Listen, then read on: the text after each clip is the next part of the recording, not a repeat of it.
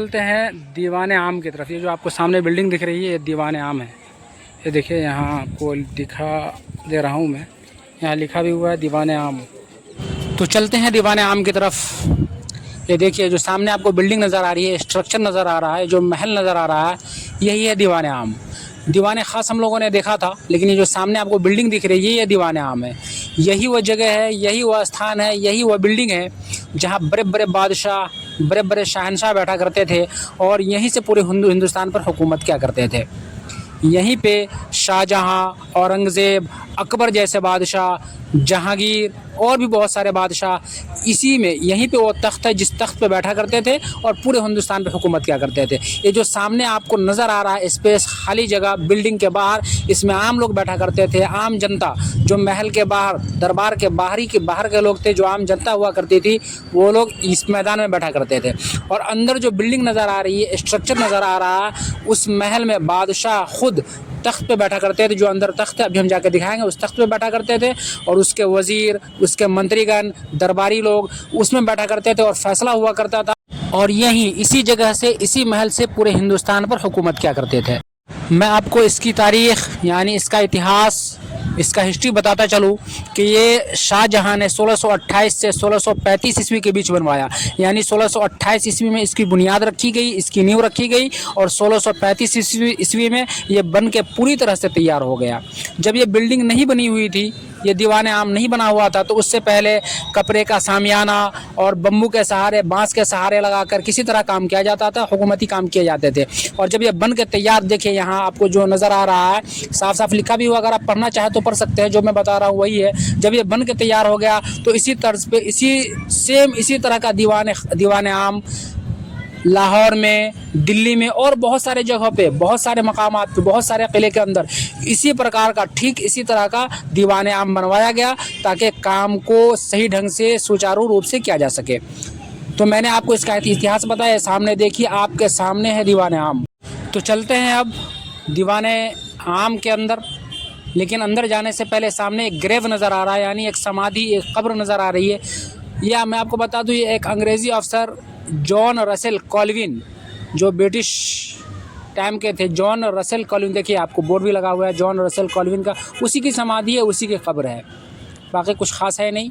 ये मुझे लगता है कि सही नॉलेज इसके बारे में नहीं, लेकिन मुझे ऐसा लगता है कि ये ब्रिटिश काल में जब ये खाली जगह थी तो यहाँ पे कुछ हुआ होगा, तो इस तरह इसको यहाँ पे इसकी समाधि बना दी गई होगी। बाकी आप सामने देख सकते हैं क्या खूबसूरत नज़ारा है, बहुत सारे टूरिस्ट भी आए हुए हैं। और देखिए सामने आपको एक और चीज़ नज़र आ रहा होगा, वहाँ मुझे एक कुछ नज़र आ रहा है, मुझे लग रहा है कि वो तोप है। हाँ, तोप ही है। देखिए यहाँ लिखा भी हुआ है ब्रिटिश तोप।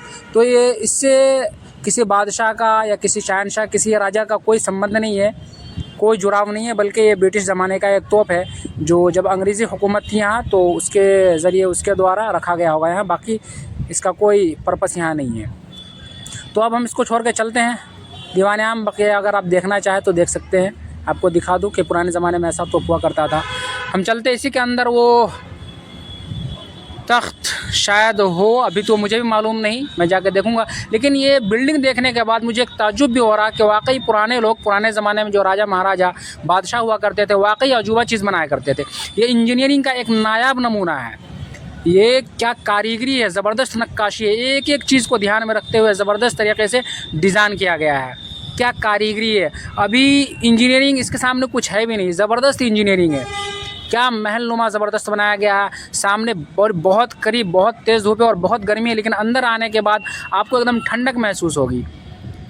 देखिए ये बलुआ पत्थर नीचे लगा हुआ है और पूरे जो आप बिल्डिंग देख रहे हैं पूरे पत्थरों के सहारे बना है। दूसरा इसमें कुछ नहीं है, पूरा वाइट मार्बल्स लगा हुआ है, यानी जिस पत्थर का उपयोग, जिस पत्थर का यूज़ ताजमहल बनाने में किया गया है, उसी पत्थर से, यानी संगमरमर से इसके ढांचे को बनाया गया है। और वो सामने देखिए, मैं आपको दिखाता चलूँ, ये भीड़ भी बहुत ज़्यादा है इसलिए मैं क्लियर नहीं दिखा पा रहा हूँ। ये सामने जो है, ये सामने आपको नज़र आ रहा होगा, देखिए यही वो जगह है जहाँ पे बादशाह का तख्त हुआ करता था। एक ज़माना था, सोचे उस वक्त को जब यहाँ पे बादशाह अकबर, बादशाह जहांगीर, बादशाह औरंगज़ेब और शाहजहाँ जैसे बादशाह बैठा करते थे। ये देखिए इसके दोनों तरफ कमरे बने हुए हैं, बीच में एक रास्ता छुपा हुआ है, उसी रास्ते से बादशाह आया करते थे। और दोनों तरफ जो दरवाज़ा है मैं आपको साफ साफ दिखाऊंगा, ये दोनों तरफ सैनिक तैनात रहा करते थे, दोनों तरफ सेना रहा करती। देखिए वहाँ रूम है, रूम का खिड़की भी है, इस साइड भी रूम है, खिड़की दिख रहा होगा, विंडो दिख रहा होगा आपको। तो दोनों साइड सेना हुआ करती थी, दोनों साइड बादशाह के अंगरक्षक हुआ करते थे। और वो सामने ये गेट दिख रहा, दरवाज़ा दिख रहा, उसी दरवाजे से बादशाह आया करते थे। वो गेट बादशाह के घर तक जाया करता था। और ये जो सामने आपको पत्थर दिख रहा है, ये पत्थर नहीं है, बल्कि ये वही पत्थर है, ये वही सिंहासन है जिस पे बादशाह का सिंहासन रखा जाता था, जिस पे बादशाह का तख्त रखा जाता था। ये हालांकि अभी लॉक है, मैं आपको सही से दिखा नहीं सकता, लेकिन मैं आपको दिखाने की कोशिश करता हूँ। ये वही पत्थर है जिस पे बादशाह अकबर, बादशाह जहांगीर, बादशाह औरंगज़ेब और शाहजहाँ का तख्त हुआ करता था। मुझे लगता है जब वो तख्त हटा तो इस पत्थर को यहाँ नीचे रख दिया गया होगा। बाकी देखिए उसके अंदर क्या ज़बरदस्त नक्काशी है, क्या खूबसूरती है, बड़ी अच्छे और प्यारे अंदाज में बनाया गया है। मैं आपको दिखाऊं करीब जाकर, हालांकि ये ऊंचाई इतनी है कि मैं आपको दिखा नहीं सकता, फिर भी जूम करके दिखाने की कोशिश करता हूं। देखिए पूरी हैंड मेकिंग है, पूरा हाथों से बनाया गया है। उस ज़माने में मशीन तो हुआ नहीं करता था। क्या ज़बरदस्त कारीगरी की गई है।